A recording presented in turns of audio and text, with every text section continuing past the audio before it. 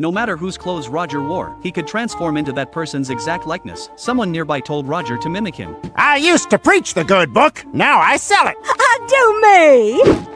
I'm a fresh young thing, and my gorgeous little face looks like a river map. And soon, even the old man beside them was copied. No matter who Roger imitated, his actions, even his thoughts, became identical to theirs. So the group decided to take Roger outside, hoping he would meet more people, and thus learn to become even more of them. They set off in a car, and arrived at a small town. Roger sensed something familiar inside a tent. When he entered, a man inside claimed to have seen God, because he possessed a holy relic God had left behind. Roger realized it was the fuel he had been searching for. The man's hair loss was due to the relic's radiation. When someone tried to touch the artifact, the man fired a gun, declaring only he was allowed to. Roger stepped forward, announcing he was an angel. The man demanded proof, wings and a halo. Roger explained he was in land mode, and refused to reveal them. An actress from Roger's group intervened, claiming she had seen him fly. But before she could say more, Roger stopped her. The crowd, convinced, now believed he was an angel. Roger declared he had come for the relic, forcing the man to hand it over. Once he had it, Roger tried to escape. He instructed the audience to join hands and pray, then seized the moment to flee, only to be caught suddenly by the father of the leader, Stan. Roger accidentally stepped on and killed an alien creature's offspring on the moon. The enraged mother sought revenge and pursued Roger relentlessly. In a panic, Roger scrambled aboard his spacecraft. After activating the engines, suddenly, the alien climbed onto the ship, smashed the fuel tank, and drained all the propellant. With the ship powerless, both plummeted toward Earth.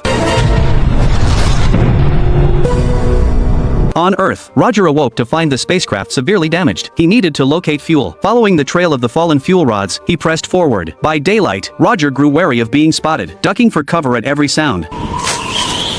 A local man greeted him, offering a ride. The man was a Bible salesman in the area. Roger refused, but the stranger forced him into the car, insisting on getting him a meal. They arrived at a roadside motel. The moment the car door opened, Roger bolted. Nearby, a child hunted a wild rabbit, the sight unsettling Roger.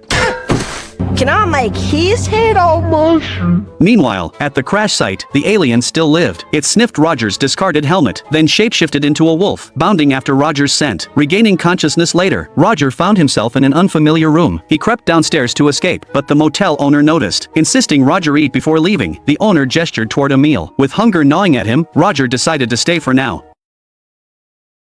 After being forced to undergo a face swap, Stan returned home only to find the doctor, disguised as Stan, talking to his family. Furious, Stan tried to seize the doctor, but suddenly, the police arrived and arrested Stan instead. No matter how much he pleaded, no one believed him. The officers thought he was lying and even struck him. Stan insisted he could explain everything. Blammo! Okay, let's go. He led everyone to the plastic surgery clinic, only to discover it had been completely emptied. Stan was stunned. Then, he remembered the clinic's advertisements plastered everywhere and took the group to search for them. When they reached a billboard, there was nothing there. Stan thought the ads might be stuck behind it and frantically tore at the posters. Steve pointed out they had already peeled back ads from over a decade ago. Stan then recalled the parking lot being full of advertisements. Follow me! But again, found nothing. The doctor declared he needed to talk to Stan. Confused, Stan demanded to know what the doctor truly wanted. The doctor revealed that years ago, the two had been competing for the same house. The seller had asked them to submit their offers in sealed letters, but in the end, only Stan's bid was received. Later, the doctor met the seller and learned only one letter had ever arrived. It turned out Stan had disguised himself as a mailbox and stolen the doctor's offer. Now, the doctor sought revenge. After studying Stan's weaknesses, Vanity. he had finally taken everything, his house and his family. Suddenly, Stan noticed a surveillance camera. The doctor saw it too and immediately ordered the police to chase Stan down.